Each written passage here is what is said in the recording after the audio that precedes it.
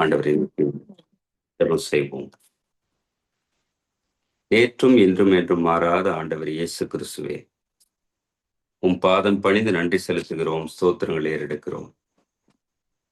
இந்த புதிய நாளின் காலை வேளையில தியான நேரத்தில் ஆண்டவரே, நீர் எங்களோடு இடைப்படும் உமது பிரசன்னம் எல்லோரையும் நிறைத்து வழிநடத்தட்டும். கரங்களில் தாழ்த்துகிறோம். கர்த்தர் தாமே நீர் மேலான செய்யும் நிறைவேற்றாரும் கரங்களை ஒப்பு கொடுக்கிறோம். இயேசு கிறிஸ்து வழியவற்றை வேண்டுகிறோம், அன்பு நிறைந்த ஆண்டவரே, ஆமென். அன்பானவர்கள், நாம் இணைந்து கீர்த்தனையில 329வது பாடல், பழைய கீர்த்தனை, ஆண்டவா உந்தன் சேவைக்கு அடியேன் அர்ப்பணம் செய்ய, இப்பாடலை பாடி கடவுளை நாம் போற்றுவோம். ஆண்டவா உந்தன் சேவை கடியேன் அர்ப்பணம் செய்ய, தூண்டும் உன்னாவி அருள்வாய். ஆண்டவா உந்தன் சேவை கடியேன் அர்ப்பணம் செய்ய, தூண்டும் உன்னாவி அருள்வாய். என்னை தீயாகிக்க ஏவும் உன்னல் மூட்டிடுவாய். என்னை தியாகிக்க ஏவும் உன்னல் மூட்டிடுவாய்.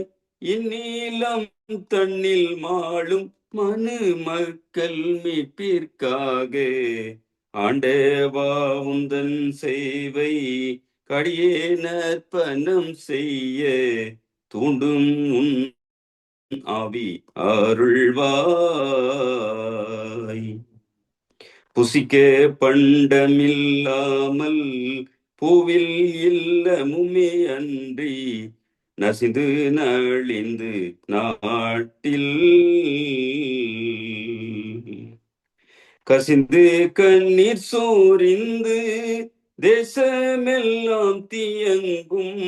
கசிந்து கண்ணீர் சோரிந்து தேசமெல்லாம் தீயங்கும். நேச மக்கள் சேவைக்கே நிமலாயன ஏற்றுக்கொள். ஆண்டவா உந்தன் சேவை கடியேன் அர்ப்பணம் செய்ய, தூண்டும் உன் ஆவி அருள்வாய். வறுமைவன் கடன் வியாதி குருட்டாட்டம் கட்சி கடும் அறிவீனம் அந்தகார மருள் மூடி மக்கள் வாடும் தருணம் இக்காலமதால். மருள் மூடி மக்கள் வாடும் தருணம் இக்காலமதால். குருநாதா உமதன்பை அருள்வாயடியேனுக்கே. ஆண்டவா உந்தன் சேவை கடியேன் அர்ப்பணம் செய்ய, தூண்டும் உன் ஆவி அருள்வாய். அருமை இரட்சகா உன்றன் அரும்பாடு கண்ணீர் தியாகம், பேரன்பு பார சிலுவை சர்வமும் கண்ட என்றன் இருதயம் தைந்துருகி. சர்வமும் கண்ட என்றன் இருதயம் தைந்துருகி. வெறும் பேச்சாய் நின்றிடாமல் தருணம் ஏனையே தந்தேன்.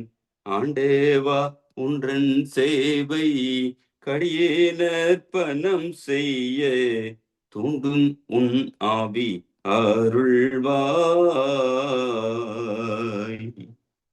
உலகே ஊனதாயினும் தலை சாய்க்க தாவில்லாமல், நலமே பூரிந்து தீரிந்தாய். எல்லாம் தூரந்து யான் உன் நல்லாவி கொண்டுழைக்கு. எல்லாம் தூரந்து யானும் நல்லாவி கொண்டுழைக்கு. வல்லாவோ நின் சிலுவை அல்லால் வழி வேறுண்டா ஆண்டேவா ஒன்றன் சேவை கடியே நற்பனம் செய்ய தூண்டும் உன்னாவி அருள்வாய். ஆண்டேவா உந்தன் சேவை கடியே நற்பனம் செய்ய தூண்டும் உன் ஆவி அருள்வாய். அன்பானவர்களே, நம்மை தாழ்த்துவோம், ஆண்டவர் சமூகத்தை நோக்கி ஜெபிப்போம். சர்வ வல்லமை பொருந்தின ஆண்டவர் இயேசு கிறிஸ்துவே, உம் பாதம் பணிந்து வேண்டுகிறோம், நன்றி செலுத்துகிறோம், ஸ்தோத்திரங்களே எடுக்கிறோம். எங்கள் வாழ்வில இன்னும் ஒரு புதிய நாள், காலை வேலை, தியான நேரம், நாங்கள் ஒன்று கூடியிருக்கிற இந்த நேரத்துல ஆண்டவர் எங்களோடு இடைப்படும். தடையாக எங்களுடைய பாவங்கள் இல்லாதபடிக்கு நீர் எங்களை மன்னித்தும் பிள்ளைகளாக ஏற்றுக்கொள்ளும் பிரசன்னத்தினால நிரப்பி ஆசீர்வதியும் உமது கரங்களிலே தாழ்த்துகிறோம். அனைத்தையும் இயேசு கிறிஸ்துவின் வழியே வேண்டுகிறோம் அன்பின் ஆண்டவரே, ஆமென். நாம் இணைந்து கர்த்தருடைய ஜெபத்தை ஏறெடுப்போம். பரமண்டலங்களுக்கு எங்கள் பிதாவே, உம்முடைய நாமம் பரிசுத்தப்படுவதாக, உம்முடைய ராஜ்யம் வருவதாக, உம்முடைய சித்தம் பரமண்டலத்திலே செய்யப்படுவது போல பூமியிலேயும் செய்யப்படுவதாக. அன்றன்றுள்ள எங்கள் அப்பத்தை எங்களுக்கு இன்று தாரும். எங்களுக்கு விரோதமாய் குற்றம் செய்கிறவர்களுக்கு நாங்கள் மன்னிக்கிறது போல எங்கள் குற்றங்களை எங்களுக்கு மன்னியும். எங்களை சோதனைக்குள் பிரவேசிக்க பண்ணாமல் தீமையினின்று எங்களை ரட்சித்துக் கொள்ளும். ராஜ்யமும் வல்லமையும் மகிமையும் என்றென்றைக்கும் உம்முடையவைகளே, ஆமென். அன்பானவர்களே, இந்த காலை தியானத்திற்கான திருமறை பாடத்தை நாம் படிக்க கேட்போம். வாசிக்கும்படியாக கொடுக்கப்பட்ட இன்றைய வேதவசனம் நெகேமியா 2ஆம் அதிகாரம் வசனங்கள் 17 முதல் 20 வரை. பின்பு நான் அவர்களை நோக்கி, எருசலேம் பாழாயிருக்கிறதையும் அதன் வாசல்கள் அக்கினியால் சுட்டரிக்கப்பட்டு கிடக்கிறதையும் நாம் இருக்கிற சிறுமையும் பார்க்கிறீர்களே. நாம் இனி நிந்தைக்குள்ளாயிராதபடிக்கு எருசலேமின் அலங்கத்தை கட்டுவோம் வாருங்கள் என்று சொல்லி, என் தேவனுடைய கரம் என் மேல் நன்மையாக இருக்கிறதையும் ராஜா என்னோட சொன்ன வார்த்தைகளையும் அவர்களுக்கு அறிவித்தேன். அப்பொழுது அவர்கள் எழுந்து கட்டுவோம் வாருங்கள் என்று சொல்லி அந்த நல்ல வேலைக்கு தங்கள் கைகளை திடப்படுத்தினார்கள்.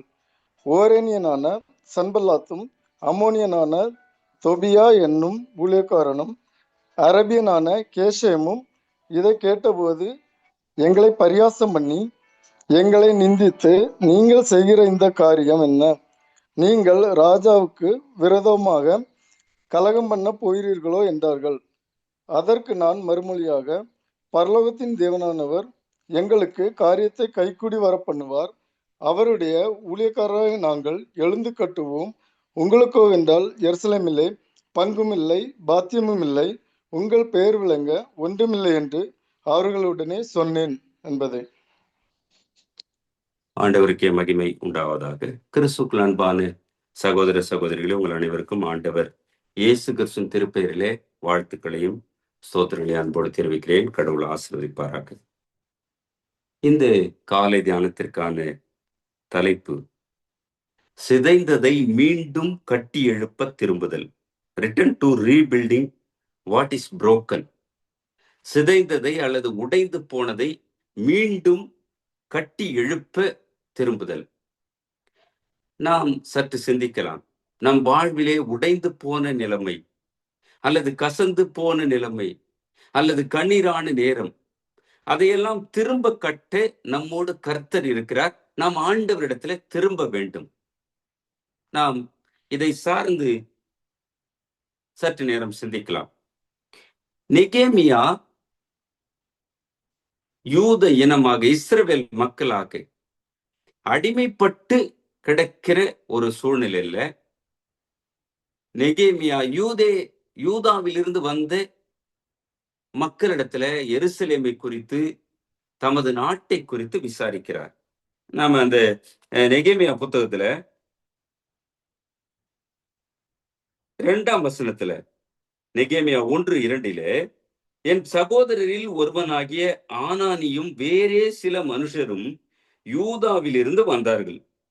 அவர்களிடத்தில் நான் சிறையிருப்பில் மீண்டு தப்பின யூதரின் செய்தியையும் எருசலேமின் செய்தியையும் விசாரித்தேன். முதலாவது, அடிமைப்பட்டு இருக்கிற இடத்துல இருந்து நெகேமியா தனது நாட்டை குறித்து அங்கிருந்து வந்து மக்களிடத்துல விசாரிக்கிறார். எப்படி இருக்கு யூதா, நம்முடைய தேசம் எப்படி இருக்கிறது, எருசலேம் அலங்கம் எப்படி இருக்கிறது, நம்ம தேவாலயம் எப்படி இருக்குது என்று சொல்லி அங்கே நெகேமியா விசாரிக்கிறார். பிரியமானவர்களே, விசாரித்து அடுத்ததாக அவர் செய்கிற விஷயம், அவர் தன் நிலையிலே இருந்து வேதனையோடு துக்கித்து அங்கே புலம்புவதை நாம் பார்க்கிறோம். 4ஆம் வசனத்துல 1:4 நெகேமியாவுல, இந்த வார்த்தைகளை கேட்டபோது நான் உட்கார்ந்து அழுது சில நாளாய் துக்கித்து உபவாசித்து மன்றாடி பரலோகத்தின் தேவனை நோக்கி ஜெபிக்கிற ஜெபம், மிக தெளிவான உருக்கமான விசுவாசமான ஜெபம். அந்த முதல் அதிகாரம் 5ஆம் வசனத்துல இருந்து அந்த அதிகாரம் முடிகிற வரையிலும் 11ஆம் வசனம் முடிய நெகேமியாவின் பாரமான ஜெபத்தை, விசுவாசமான ஜெபத்தை, ஆண்டவரே நாங்கள் தவறு செய்து விட்டோம், நாங்க உமக்கு முன்பாய் பாவம் செய்து விட்டோம், அடிமைத்தன வாழ்விலிருந்து விடுவித்து வந்த பொழுது நீர் மோசே வழியாய் கொடுத்த கற்பனைகள், நியாய பிரமாணங்கள், கட்டளைகளை நாங்கள் மீறி விட்டோம். எனவே அடிமைத்தன வாழ்விலே இருந்து கொண்டிருக்கிறோம். எருசலேம் இடிக்கப்பட்டது, அலங்கம் அழிந்து போனது, தேவாலயம் சிதைந்து போனது, அதை மீட்டெடுக்க வேண்டும். ஆண்டவரே எங்களுக்கு கிருபை செய்யும் என்று சொல்லி ஆண்டவரை நோக்கி ஜெபிக்கிற ஜெபம் ரொம்ப தெளிவாக சொல்லிட்டே போறார், வேண்டிக் கொண்டே போகிறார். அந்த முதல் அதிகாரம் அங்கே 5ஆம் வசனம், பரலோகத்தின் தேவனாகிய கர்த்தாவே, உம்மில் அன்பு கூர்ந்து உம்முடைய கற்பனைகளை கை கொள்ளுகிறவர்களுக்கு உடன்படிக்கையையும் கிருபையும் காக்கிற மகத்துவமும் பயங்கரமுமான தேவனே. ஆண்டவரே, உம்மில் அன்பு கூர்ந்து, யாரா இருக்கட்டும், இன்றைக்கு நம்மையும் கூட ஆண்டவரிலே அன்பு கூர்ந்து அவருடைய கற்பனைகளை கை கொள்ளுகிற யாவருக்கும் அவர் உடன்படிக்கையை, தமது கிருபையை மீண்டும் மீண்டும் கட்டி எழுப்புகிறார். அந்த நிலையில் அவர் வேண்டுகிறார். தொடர்ந்து 6ஆம் வசனத்துல, உமது அடியாராகிய இஸ்ரவேல் புத்திரருக்காக இன்று இரவும் பகலும் உமக்கு முன்பாக மன்றாடி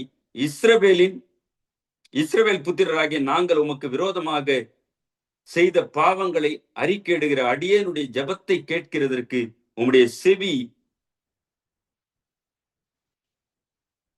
கவனித்தும் உம்முடைய கண்கள் திறந்தும் இருப்பதாக நானும் என் தகப்பன் வீட்டாரும் பாவம் என்று வேண்டுகிறார். அதை அப்படியே தொடர்ந்து அந்த 11ஆம் வசனம் முடிய நெகேமியாவின் பாரமான ஜெபம். முதலாவது விசாரிக்கிறார், 2வது தன்னில் தானே துக்கி தழுகிறார், 3வது ஆண்டவரை நோக்கி விசுவாசமான ஜெபம் செய்கிறார். ஜெபத்திற்கு பிறகு அர்த்தசஷ்டா ராஜாவினிடத்துல போய் விண்ணப்பிக்கிறார். அங்க போய் பானபாத்திரக்காரனா இருக்கிறார். அந்த 11ஆம் வசனம் முதல் அதிகாரம் 11ஆம் வசனம் கடைசி, நான் ராஜாவுக்கு பானபாத்திரக்காரனா இருந்தேன். அங்கே பந்தி விசாரிக்கிற பொழுது அவர்தான் பானபாத்திரக்காரனாய் வேலை செய்கிறார். அப்ப ராஜா கேட்கிறாரு, அர்த்தசஷ்டா, என்னப்பா நெகேமியா இன்னைக்கு துக்க முகமா இருக்கிறாயே? பழமொழி சொல்லுவாங்க, அகத்தின் அழகு முகத்தில் தெரியும். உள்ளத்திலே உனக்கு இருக்கிற பாரமானது உன் உடல் சார்ந்த விஷயம் அல்ல, உன் உள்ளம் சார்ந்த விஷயம். நீ பாரப்பட்டு ஏதோ துக்கித்துக் கொண்டிருக்கிறாய், அதன் வெளிப்பாடுதான் உன் முகத்துல தெரிகிறது என்று அங்கே சொல்லுவதை பார்க்கிறோம். அந்த 2ஆம் அதிகாரம் 2ஆம் வசனத்துல, அப்பொழுது ராஜா என்னை பார்த்து, நீ துக்க முகமாய் இருக்கிறது என்ன?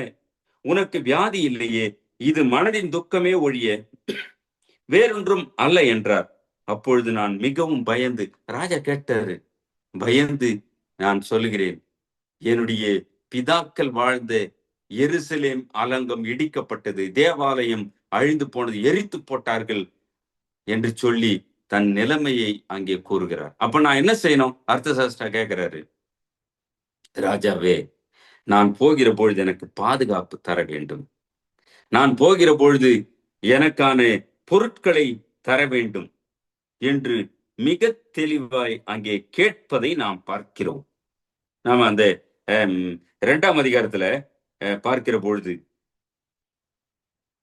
குறிப்பிட்டு கேட்கிறார். 7ஆம் வசனத்துல, பின்னும் நான் ராஜாவை பார்த்து, ராஜாவுக்கு சித்தமாயிருந்தால் நான் யூதா தேசத்துக்கு போய் சேரும் மட்டும் நதிக்கு அப்புறத்தில் இருக்கிற தேசாதிபதிகள் என்னை வழிவிட்டு அனுப்பும்படிக்கு அவர்களுக்கு கடிதங்கள் கொடுக்கப்பட வேண்டும். அதை கேட்கிறாரு. மரங்களை கேட்கிறார்.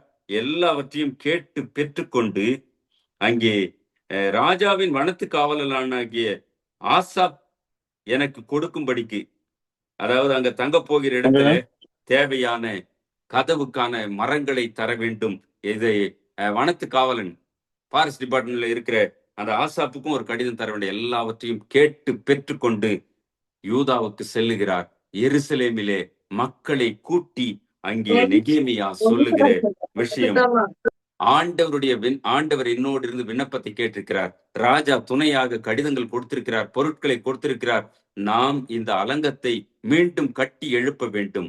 எருசலேம் தேவாலயத்தை மீண்டும் புதுப்பிக்க வேண்டும். இந்த பணிகளை செய்ய நான் உங்களை அழைக்கிறேன் என்று குறிப்பிட்டு கேட்பதை நாம் பார்க்கிறோம். அதுல 17ஆம் வசனத்துல 2:17, பின்பு நான் அவர்களை நோக்கி, எருசலேம் பாழாய் இருக்கிறதையும் அதன் வாசல்கள் அக்கினியால் சுட்டெரிக்கப்பட்டு கிடக்கிறதையும் நாம் இருக்கிற சிறுமையையும் பார்க்கிறீர்களே. நாம் இனி நிந்தைக்குள்ளாயிராதபடிக்கு எருசலேமின் அலங்கத்தை கட்டுவோம் வாருங்கள் என்று சொல்லி, என் தேவனுடைய கரம் என் மேல் நன்மையாக இருக்கிறதையும் ராஜா என்னோடே சொன்ன வார்த்தைகளையும் அவர்களுக்கு அறிவித்தேன். அப்பொழுது அவர்கள் எழுந்து கட்டுவோம் வாருங்கள் என்று சொல்லி அந்த நல்ல வேலைக்கு தங்கள் கைகளை திடப்படுத்தினார்கள். பிரியமானவர்களே, அங்கே அதன் பிறகு நெகேமியாவோடு இணைந்த மக்களாக அத்திருப்பணியிலே மக்களெல்லாம் ஒன்று கூடி செயல்படுகிறார்கள். அலங்கம் கட்டி முடிகிறது. ஆண்டவருக்கு மகிமையாக அதை திறந்து கர்த்தரை ஸ்தோத்தரிக்கிறார்கள். இது நெகேமியா என்கிற இறை அடியவருடைய வைராக்கியம். அவர் முதலாவது விசாரிக்கிறார், அடிமைத்தன வாழ்வு ஏன் எங்களுக்கு அடிமைத்தன வாழ்வு? நாங்க கடவுளை விட்டு விட்டோம். மோசே வழியா கொடுத்த கற்பனைகளே கட்டளைகளை நியாயப்பிரமாணம் நாங்கள் மீறி விட்டோம். எனவே ஆண்டவர் எங்களை அடிமைகளாக விற்று போட்டார். அடிமையான சூழலிலே நெகேமியாவினுடைய வைராக்கியம், தனது அலங்கம் அல்லது நான் வாழ்ந்த என் நாடு, என்னுடைய ஆண்டவரை தொழுது கொண்ட தேவாலயம், அதை விசாரிக்கிறார், துக்கிக்கிறார், ஜெபிக்கிறார், ராஜாவினிடத்துல விண்ணப்பிக்கிறார். எல்லாம் கைகூடி வருகிறது. அவர் கட்டி எழுப்புகிறார். இந்த வேளையில ஆண்டவர் நம் வாழ்விலும் கூட எந்த காலத்துல சிதைந்ததை மீண்டும், உடைந்ததை மீண்டும், கதறி அழுகிற சூழலை மீண்டும் அவர் களிப்பாக மாற்றுகிற கர்த்தர். நெகேமியாவோடு இருந்த ஆண்டவர் அன்றைக்கு யூத இஸ்ரவேல் மக்களோடு இருந்த ஆண்டவர் நம்மோடு இருக்கிறார். நமது உடைந்த நிலைமையெல்லாம், கசைந்து போன அல்லது கண்ணீரான நேரம் எல்லாம் மாற்றி போடுகிற கர்த்தர் நம்மோடு இருக்கிறார். நம்மை இந்த வேளையில அர்ப்பணித்து ஒப்பு கொடுப்போம். ஆண்டவரே, எங்கள் வாழ்வு சிதைந்து போயிருக்கிறதே, உடைந்து போயிருக்கிறோமே, கண்ணீரோடு இருக்கிறோமே, கஷ்டத்தோடு இருக்கிறோமே, எங்கள் வாழ்வு மீண்டும் கட்டி எழுப்ப வேண்டும். உம்மிடத்தில் நாங்கள் வருகிறோம். எங்களுடைய உடைந்த நிலைமையெல்லாம் உமக்கு தெரியும் ஐயா. எல்லாருடைய மனதிலும், எல்லாருடைய உள்ளத்திலும், இல்லத்திலும் இருக்கிற உடைந்த நிலைகளை, தருணங்களை ஆண்டவர் சமூகத்தில் ஒப்பு கொடுப்போம். ஆண்டவரே, நீங்க எங்களை மீண்டும் கட்டி எழுப்ப வேண்டும் என்று சொல்லி அர்ப்பணிக்கிற பொழுது ஆண்டவர் நம் வாழ்விலே மிகப்பெரிய காரியங்களை, உன்னதமான செயல்களை செய்து முடிக்கிற இயேசு கிறிஸ்து. அவர் நேற்றும் இன்றும் என்றும் மாறாதவர். ஒப்பு கொடுப்போமா? சிந்திக்கலாம். ஆஸ்திரியா நாட்டில வியன்னா என்ற பட்டணத்துல 2ஆம் உலக போருக்கு முன்னர் வாழ்ந்து வந்த மக்கள் அந்த தேசத்தை, அந்த ஆஸ்திரியா நாட்டுல வியன்னா என்கிற பட்டணத்துல மற்றொரு படை வந்து 2ஆம் உலக போருக்கு முன்னாடி நடந்த நிகழ்ச்சி இது வந்து கைப்பற்றி அவர்களை ஆளுகை செய்ய அவர்கள் எல்லாவற்றையும் செய்கிறார்கள். அப்போ அந்த ஆளுகையை விரும்பாத மக்கள் அங்கிருந்து சுவிட்சர்லாந்துக்கு அருகாமையில் இருக்கிற நாட்டுக்கு எல்லாம் இடம்பெயர்ந்து போறாங்க. அதுல என்ன சிக்கல்னா, எல்லாம் கூட்டம் கூட்டமா போக முடியாது, தனித்தனியா போக வேண்டும் என்ற சூழல். அப்பொழுது ஒரு தம்பதி, முதலாவது கணவன் போயிடுறாரு, சுவிட்சர்லாந்துக்கு தப்பித்து போயிடுறாரு. அங்க போகும்போது தன் மனைவிக்கு சொல்லிட்டு போறாரு, நான் அங்க போய் முகாம்ல இருக்கிறேன், நீ அடுத்ததாக வந்து விடு, நாம அங்கே அந்த நாட்டுல சேர்ந்து வாழணும்னு சொல்லி போயிடுறாரு. அங்கே போன பிறகு கொஞ்ச நாட்களுக்கு பிறகு அவங்க மனைவி தனக்கு வீட்டுல இருந்த பொருள் எல்லாம் வித்துட்டு கொஞ்ச நாட்களுக்கு பிறகு போறாங்க. முகாம்ல போய் ஒவ்வொரு முகாமா தேடுறாங்க. தன் கணவரை கண்டுபிடிக்க முடியவில்லை. திடீரென்று ஒரு நாள் செய்தி, அவருடைய கணவர் இறந்து போனார் என்ற செய்தியை கேட்டு மிகுந்த வேதனையோடு அழுது கொண்டிருக்கிறார்கள். நாடு விட்டு நாடு நாங்க கடந்து வந்தோம், கணவனை இழக்க கொடுத்தோம், என் வாழ்வு அவ்வளவுதானா என்று யோசித்துக் கொண்டிருந்த போது அந்த இடத்துல ஒரு ஆலயம் இருக்கு. அந்த சர்ச்சு மிகவும் பழுதடைந்து இருக்கிறது. அந்த சர்ச்சுக்கு ஒரு பாஸ்டர் புதியதா வந்திருக்கிறார் பணி செய்ய. வந்து ஆலயத்தை புதுப்பிக்கிறார். புதுப்பிக்கிற பொழுது ஆல்டர்ல ஒரு இடத்துல ஒரு ஓட்டை, ஒரு ஹோல், ஒரு பழுதடைந்த இடம். அந்த ஆல்டர் அந்த எல்லாம் சர்ச்செல்லாம் சரி பண்ணி வர்றாரு. அது கிறிஸ்துமஸ் காலம் வருகிறது. அதையெல்லாம் புதுப்பிக்கிறார்கள். அப்பொழுது அந்த ஆல்டரை சரி செய்து அந்த இடத்துல ஒரு ஆல்டர் கிளாத், ஒரு பெரிய திரை விரிப்பு, அதை வாங்கி மாற்றுறதுக்காக போறாங்க. ஒரு இடத்துல போனா எல்லா பொருட்களும் ஏலம் விடப்படுகிறது. பாஸ்டர் பாக்குறாரு, அந்த விரிப்பு அந்த ஆல்டர்ல போடுவதற்கு ஏற்ற ஒரு ஒரு ஒரு ஒரு மேட், அது அங்கே ஏலம் விடப்படுகிறது. அதை அவரு விலை கொடுத்து வாங்கிட்டு வர்றாரு. வாங்கிட்டு வந்து அந்த ஆல்டர்ல எல்லாம் கிளியர் பண்ணி அதை போட்டுடுறாங்க. ரொம்ப அழகாயிடுது. அது ஒரு மழையும் பனியும் கலந்த காலத்துல ஒரு நாள் அவர் வெளியே நிக்கிறாரு. ஒரு அம்மா மழைக்கு ஒதுங்குறாங்க. அப்போ அவர் கூப்பிடுறாரு, ஏன் வெளியில நிக்கிறீங்க, உள்ள வாங்க சர்ச்சுக்குள்ள. சர்ச்சுக்குள்ள வந்து பார்க்கிறார்கள். அந்த ஆல்டர் கிளாத்து என்னன்னு பார்த்தா, அந்த அம்மா பாஸ்டர்மா அந்த அம்மா கிட்ட போய் பாஸ்டர் கிட்ட சொல்றாங்க, ஐயா, இந்த ஆல்டர் கிளாத் நான் செய்தது. என்னம்மா சொல்றீங்க? தன்னுடைய வரலாற்றை சொல்லுகிறார்கள். கடைசியில அந்த ஆல்டர் கிளாத்தை செக் பண்ணா கடைசி மூலையில அவங்க இனிஷியலும் போட்டிருக்காங்க. அதை பார்த்து அவங்களுக்கு ரொம்ப மகிழ்ச்சி. ஒரு அகதிகளாய் வந்த இடத்துல நான் என் நாட்டில செய்த ஒரு ஆல்டர் கிளாத் இங்கே வந்து ஒரு ஆலயத்தை அலங்கரிக்கிறது என்று மகிழ்ச்சியா இருக்கிறார்கள். இப்படியே காலம் செல்லுகிறது. இப்ப என்னம்மா செய்றீங்கன்னு கேட்கிறார் பாஸ்டர். நான் ஒரு பெரிய செல்வந்தர் வீட்டுல அடிமை வேலை செய்கிறேன். அவங்க போயிடுறாங்க. மீண்டும் சில காலம் சென்று அந்த இடத்துல ஒரு பெரியவர் வருகிறார். அவர் அந்த ஆல்டர் கிளாத்தை பார்த்து அவர் வியந்து போகிறார். இது என் மனைவி செய்தது போன்று இருக்கிறதே என்று பாஸ்டர் கிட்ட விசாரிக்கிறாரு. எல்லாம் ஆமா தெரிஞ்ச பிறகு அந்த வேலை செய்யற இடத்துல அவங்கள கண்டுபிடித்து கொண்டு போய் பாஸ்டர் இருவரும் பார்த்து ஒருவர் ஆற தழுவி கணவனும் மனைவியாக இணைந்து வாழ்ந்தார்கள் என்று அந்த நிகழ்வு முடிகிறது. அன்பானவர்களே, உடைந்து போன நிலையில ஆண்டவரை தேடும் பொழுது வாழ்வழிக்கிற கர்த்தர் நம்மோடு இருக்கிறார். அவரை தேடுவோம், நமக்கும் வாழ்வழிப்பார். ஆண்டவரை திருவார்த்தைகளே நமக்கு ஆசீர்வாதமாக மாற்றி கொடுப்பாராக. ஆமென். தொடர்ந்து நாம் இணைந்து அப்போஸ்தலருடைய விசுவாச அறிக்கையை ஏறெடுப்போம். வானத்தையும் பூமியும் படைத்த சர்வ வல்லமையுள்ள பிதாவாகிய தேவனை விசுவாசிக்கிறேன். அவருடைய ஒரே குமாரனாகிய நம்முடைய நாதர் இயேசு கிறிஸ்துவை விசுவாசிக்கிறேன். அவர் பரிசுத்த ஆவியினாலே கன்னி மரித்து உட்பவித்து பிறந்தார். பொந்தி பிலாத்துவின் காலத்தில் பாடுபட்டு சிலுவையில் அறையுண்டு மரித்து அடக்கம் பண்ணப்பட்டு பாதாளத்தில் இறங்கினார். 3ஆம் நாள் மரித்தோரிடத்திலிருந்து எழுந்தருளினார். பரமண்டலத்துக்கு ஏறி சர்வ வல்லமையுள்ள பிதாவாகிய தேவனுடைய வலது பக்கத்திலே விற்றிருக்கிறார். அவ்விடத்திலிருந்து உயிருள்ளோரையும் மரித்தோரையும் நியாயத்திற்கு வருவார். பரிசுத்த ஆவியை விசுவாசிக்கிறேன். பொதுவாயிருக்கிற பரிசுத்த சபையும் பரிசுத்தவானுடைய ஐக்கியமும் பாவ மன்னிப்பும் சரீரம் உயிர்த்தெழுதலும் நித்திய ஜீவனும் உண்டென்று விசுவாசிக்கிறேன். ஆமென். அன்பானவர்களே, தொடர்ந்து துதிப்பாடல் 57, மனம் இசைந்து அனைவரும் உடன் பிறப்பார். இப்பாடலை பாடி நாம் ஆண்டவரை துதிப்போம். மனம் இசைந்து அனைவரும் உடன் பிறப்பாய், தினம் வாழ்வது சிறப்பானது.